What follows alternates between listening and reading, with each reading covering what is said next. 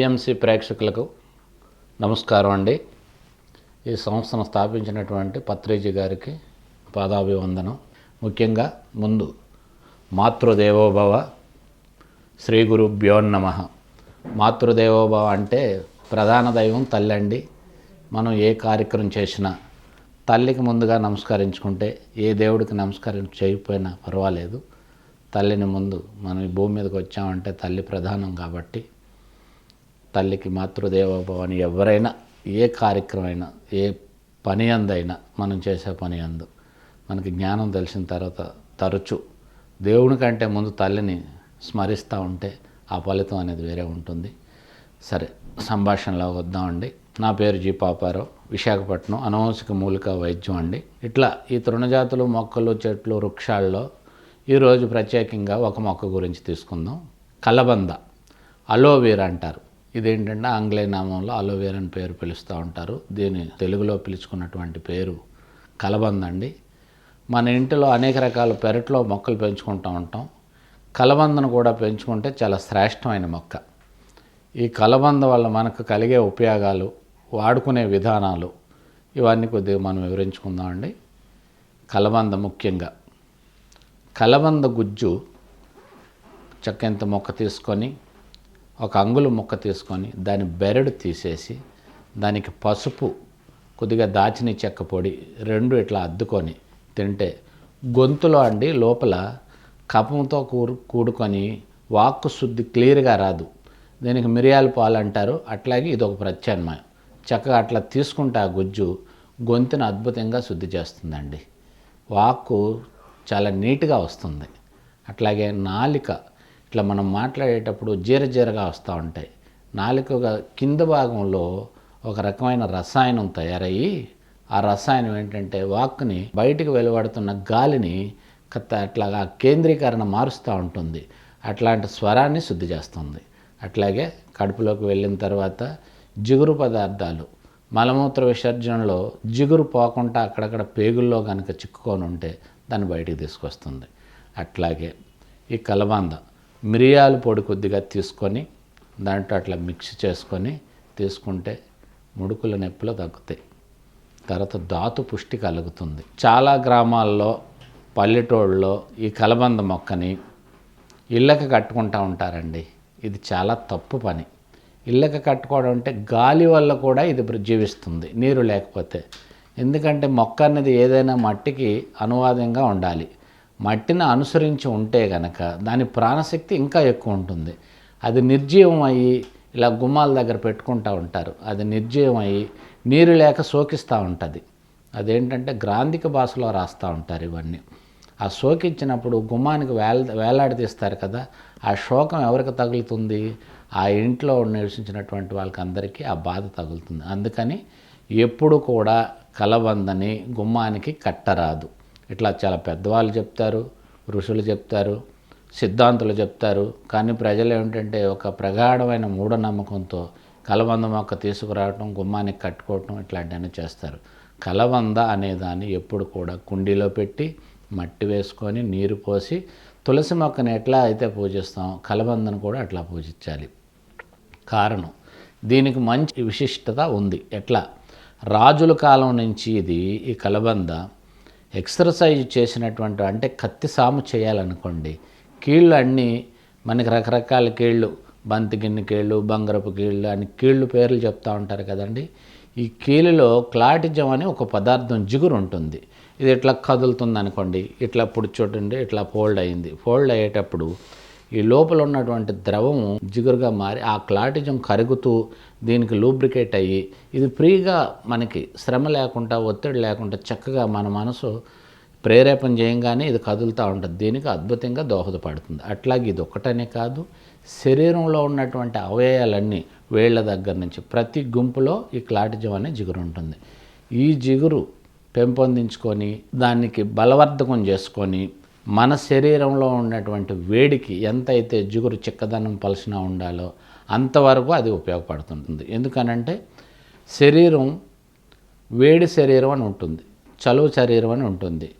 వేడి శరీరం ఉన్నటువంటి వాళ్ళకి పలసగా అవుతుంది జిగురు. ఆ పలసగా అయిపోతే కనుక ఇక్కడ సలుపులు రావటం కానీ ఇట్లా అనంగానే చురుక్కుమంటంగానే ఇట్లా జరుగుతుంది.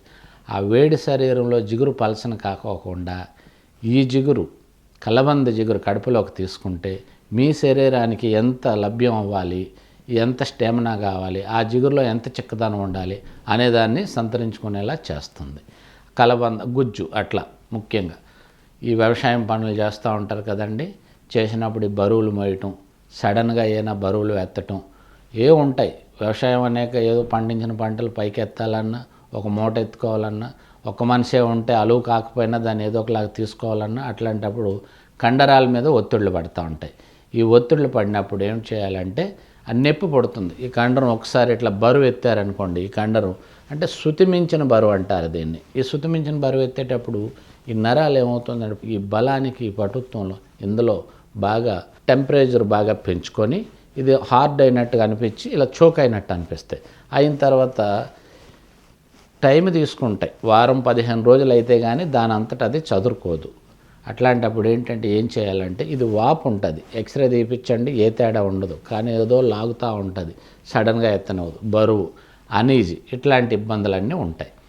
అట్లాంటప్పుడు ఈ కలబంద గుజ్జు తీసుకొని గోరువెచ్చగా చేసి కొద్దిగా పసుపు, కొద్దిగా ఆముదం, వంట ఆముదం, ఆముదంలో 3 రకాలు ఉంటాయండి, చిట్టాముదము, వంటాముదము, గానుగాముదం అని ఒకటి ఉంటుంది. చిట్టాముదం అన్నది వంటాముదం అన్నది ఒక ప్రక్రియలో వస్తుంది, గానుగాముదం అన్నది పైనున్న పెచ్చులతో కలిపి ఆడిస్తారు. ఈ 3 రకాల ఆముదాల్లో వంటాముదం తీసుకొని ఈ కలబంద గుజ్జు గోరువెచ్చగా చేసి పసుపులో రకాలు ఉంటాయండి.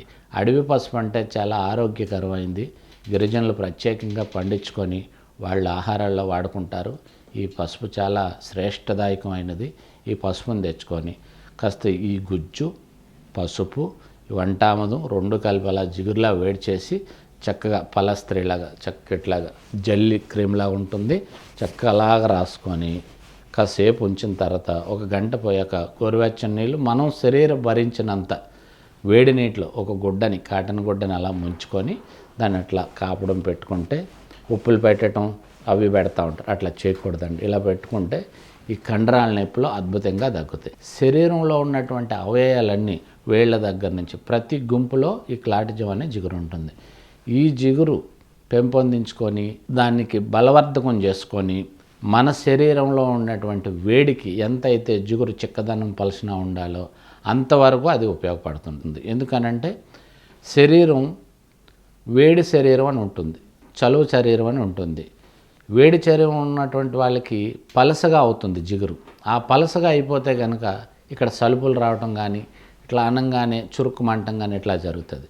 ఆ వేడి శరీరంలో జిగురు పలసన కాకోకుండా ఈ జిగురు కలబంద జిగురు కడుపులోకి తీసుకుంటే మీ శరీరానికి ఎంత లభ్యం అవ్వాలి, ఎంత స్టామినా కావాలి, ఆ జిగురులో ఎంత చిక్కదనం ఉండాలి అనేదాన్ని సంతరించుకునేలా చేస్తుంది.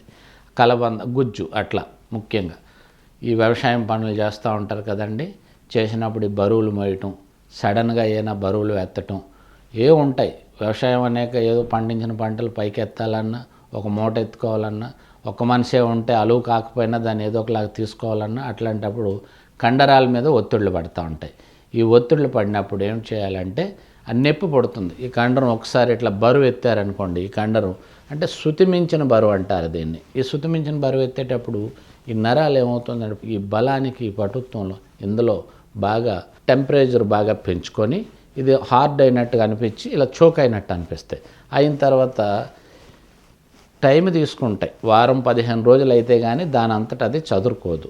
అట్లాంటప్పుడు ఏంటంటే ఏం చేయాలంటే ఇది వాపు ఉంటుంది, ఎక్స్రే తీపించండి ఏ తేడా ఉండదు, కానీ ఏదో లాగుతూ ఉంటుంది, సడన్గా ఎత్తనవదు, బరువు అనీజీ ఇట్లాంటి ఇబ్బందులన్నీ ఉంటాయి. అట్లాంటప్పుడు ఈ కలబంద గుజ్జు తీసుకొని గోరువెచ్చగా చేసి కొద్దిగా పసుపు, కొద్దిగా ఆముదం, వంట ఆముదం, ఆముదంలో 3 రకాలు ఉంటాయండి, చిట్టాముదము, వంటాముదము, గానుగాముదం అని ఒకటి ఉంటుంది. చిట్టాముదం అన్నది వంటాముదం అన్నది ఒక ప్రక్రియలో వస్తుంది, గానుగాముదం అన్నది పైనున్న పెచ్చులతో కలిపి ఆడిస్తారు. ఈ 3 రకాల ఆముదాల్లో వంటాముదం తీసుకొని ఈ కలబంద గుజ్జు గోరువెచ్చగా చేసి పసుపులో రకాలు ఉంటాయండి. అడవి పసుపు అంటే చాలా ఆరోగ్యకరమైంది, గిరిజనులు ప్రత్యేకంగా పండించుకొని వాళ్ళ ఆహారాల్లో వాడుకుంటారు. ఈ పసుపు చాలా శ్రేష్టదాయకమైనది. ఈ పసుపుని తెచ్చుకొని కాస్త ఈ గుజ్జు, పసుపు, ఈ వంటామదం రెండు కలిపి అలా జిగురులా వేడి చేసి చక్కగా పలస్త్రీలాగా చక్కట్లాగా జల్లి క్రీమ్లా ఉంటుంది. చక్కగా అలాగా రాసుకొని కాసేపు ఉంచిన తర్వాత ఒక గంట పోయాక గోరువెచ్చని నీళ్ళు మనం శరీరం భరించినంత వేడి నీటిలో ఒక గుడ్డని కాటన్ గుడ్డని అలా ముంచుకొని దాన్ని అట్లా కాపడం పెట్టుకుంటే, ఉప్పులు పెట్టడం అవి పెడతా ఉంటారు, అట్లా చేయకూడదండి. ఇలా పెట్టుకుంటే ఈ కండరాల నొప్పులు అద్భుతంగా తగ్గుతాయి. తర్వాత కడుపులోకి అదే మోతాదుని అదే మిశ్రమాన్ని ఒక్క చెంచా అట్లా కడుపులోకి తీసుకుంటే, వారం రోజులు తీసుకుంటే ఈ నరం ఎక్స్పెండ్ అయ్యి సాగినటువంటి ఈ నరాలు ఏమవుతాయంటే మళ్ళీ దాని స్థానంలో అది కూర్చొని హాయిగా ఆ నరానికి బలవర్ధకం చేరుకొని అక్కడ ఈ ఆయిల్ తిన్నటువంటి గుజ్జు ఈ నరాలు ద్వారా ప్రయాణం చేసి లూబ్రికేట్ అయ్యి చక్కగా మామూలు పునర్స్థితి చక్కగా వస్తుంది. ముడుకుల నొప్పులు వచ్చినటువంటి వాళ్ళు కలబంద గుజ్జు తీసుకొని పండు జిల్లేడాకులు తీసుకొని పండు జిల్లేడాకులకి వంట ఆముదం తీసుకొని ఈ ఆముదాన్ని పండు జిల్లేడాకు అంటే ఇంత చెట్టు గురించి చెప్పుకున్నాం. చెట్టు ఇలా ఉన్నప్పుడు జిల్లేడు మొక్క ఎర్రదైనా పర్వాలేదు తెల్లదైనా పర్వాలేదు. ఈ చెట్టు ఇట్లా ఉంది కదండి, ఆకు ఇట్లా ఉంటుంది. చెట్టుని ఏ పక్క అయితే చూస్తుందో ఆకు అది లోపల పక్క. ఆ పక్కన తీసుకొని చక్కగా గుడ్డ పెట్టి నీట్గా ఇట్లా తుడిసి క్లీన్ చేసుకొని వెనకమాల కూడా బూజులా ఉంటుంది. ఆ బూజునేమో తొడవక్కర్లేదండి. దీన్ని శుభ్రంగా తుడిసి ఆముదాన్ని తీసుకొని ఆకుకి ఇట్లా అప్లై చేసి శుభ్రంగా రాసి నొప్పుల పైన ఇట్లా వేడి చేసుకొని అవి తీసుకు 2 ఆకులు ఇలా పైన ముడుకు పైన 2 ఆకులు వెనకాల భాగంలో కట్టి కట్టే ముందు కలబంద గుజ్జు కొద్దిగా పసుపు ఆముదం గోరువెచ్చగా చేసి ముడికి బాగా మర్దన చేసి, ఈ మర్దన చేసే విధానం ఇట్లా లోపలికి వెళ్ళేలాగా ఏ జాయింట్ దగ్గర నొప్పి వచ్చినా అట్లా చేసుకొని బాగా మర్దన చేసిన తర్వాత ఈ ఆకు వేసి కట్టి, ఇది ఎప్పుడు కట్టాలి? తర్వాత కడుపులోకి అదే మోతాదుని అదే మిశ్రమాన్ని ఒక్క చెంచా అట్లా కడుపులోకి తీసుకుంటే, వారం రోజులు తీసుకుంటే ఈ నరం ఎక్స్పెండ్ అయ్యి సాగినటువంటి ఈ నరాలు ఏమవుతాయంటే మళ్ళీ దాని స్థానంలో అది కూర్చొని హాయిగా ఆ నరానికి బలవర్ధకం చేరుకొని అక్కడ ఈ ఆయిల్ తిన్నటువంటి గుజ్జు ఈ నరాలు ద్వారా ప్రయాణం చేసి లూబ్రికేట్ అయ్యి చక్కగా మామూలు పునర్స్థితి చక్కగా వస్తుంది. ముడుకుల నొప్పులు వచ్చినటువంటి వాళ్ళు కలబంద గుజ్జు తీసుకొని పండు జిల్లేడాకులు తీసుకొని పండు జిల్లేడాకులకి వంట ఆముదం తీసుకొని ఈ ఆముదాన్ని పండు జిల్లేడాకు అంటే ఇంత చెట్టు గురించి చెప్పుకున్నాం. చెట్టు ఇలా ఉన్నప్పుడు జిల్లేడు మొక్క ఎర్రదైనా పర్వాలేదు తెల్లదైనా పర్వాలేదు. ఈ చెట్టు ఇట్లా ఉంది కదండి, ఆకు ఇట్లా ఉంటుంది. చెట్టుని ఏ పక్క అయితే చూస్తుందో ఆకు అది లోపల పక్క. ఆ పక్కన తీసుకొని చక్కగా గుడ్డ పెట్టి నీట్గా ఇట్లా తుడిసి క్లీన్ చేసుకొని వెనకమాల కూడా బూజులా ఉంటుంది. ఆ బూజునేమో తొడవక్కర్లేదండి. దీన్ని శుభ్రంగా తుడిసి ఆముదాన్ని తీసుకొని ఆకుకి ఇట్లా అప్లై చేసి శుభ్రంగా రాసి నొప్పుల పైన ఇట్లా వేడి చేసుకొని అవి తీసుకు 2 ఆకులు ఇలా పైన ముడుకు పైన 2 ఆకులు వెనకాల భాగంలో కట్టి కట్టే ముందు కలబంద గుజ్జు కొద్దిగా పసుపు ఆముదం గోరువెచ్చగా చేసి ముడికి బాగా మర్దన చేసి, ఈ మర్దన చేసే విధానం ఇట్లా లోపలికి వెళ్ళేలాగా ఏ జాయింట్ దగ్గర నొప్పి వచ్చినా అట్లా చేసుకొని బాగా మర్దన చేసిన తర్వాత ఈ ఆకు వేసి కట్టి, ఇది ఎప్పుడు కట్టాలి?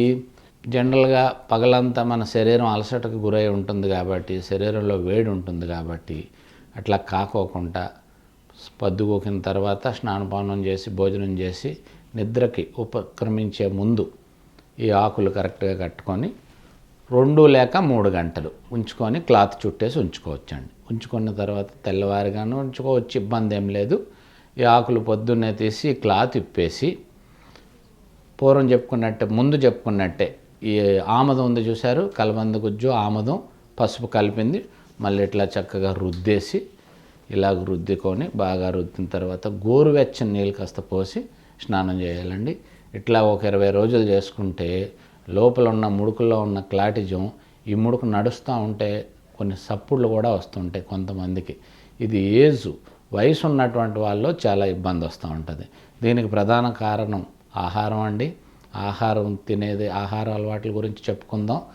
ఆహారం ముఖ్యంగా మాంసాహారాలు, అందులో ఈ చికెను, రకరకాల వ్యర్థాలు వేసి పెంచే చేపలు ఇట్లాంటివన్నీ తింటూ ఉంటారు. దుంపలు, ఎరువులు వేసినటువంటి దుంపలు, తినకూడని ఆహారాలు తింటూ ఉంటారు. దానివల్ల ఏమవుతుందంటే ఈ క్లాట్జాల్లో జిగురుకి శక్తి నశించి దానివల్ల ఈ ప్రాబ్లమ్స్ వస్తూ ఉంటాయి. తర్వాత చేయకూడని పనులు ఎట్లా చేస్తారు, కూర్చోవడం, మఠం వేసుకొని కూర్చుంటే మంచి శ్రేష్టం, మఠం వేసుకోరు. ఇప్పుడు భోజనం చేయాలంటే ఎత్తుపేటలు, స్టూళ్ళు, లేకుంటే డైనింగ్ టేబుల్స్ ఇవన్నీ వచ్చినాయి. నేల మీద కూర్చొని చక్కగా ఒక ఇస్త్రగా ఇది వేసుకొని, ఒక చాప వేసుకొని, ఇస్త్రో ప్లేటో పెట్టుకొని మఠం వేసుకొని భోజనం చేస్తే జీవించినంతకాలం ముడుకుల నొప్పులు రావండి. దీన్ని అలవాటు చేయాలి. ఇట్లా ముడుకుల నొప్పులు రాకోకుండా ఇట్లా కాపాడుకోవచ్చు. కలబంద గురించి ఇలా విశేషాలు చెప్పుకున్నాం కదండి. ముఖ్యంగా మహిళలు శరీరానికి ఈ ముఖ సౌందర్యం, ఈ పోటపు మచ్చలు అంటారు కదండి, పూటక మచ్చలు, చిన్న చిన్న కురుపులు, పింపుల్స్ ఇట్లాంటివన్నీ వచ్చినప్పుడు కలబంద తీసుకొని ముక్కని కట్ చేసి కొద్దిగా ఆవిరి పెట్టాలి. నీటి ఆవిరి కొద్ది కప్పులో నీళ్లు పోసి ఈ కలబంద ముక్క ఆవిరి మీద ఇలా పెట్టాలి.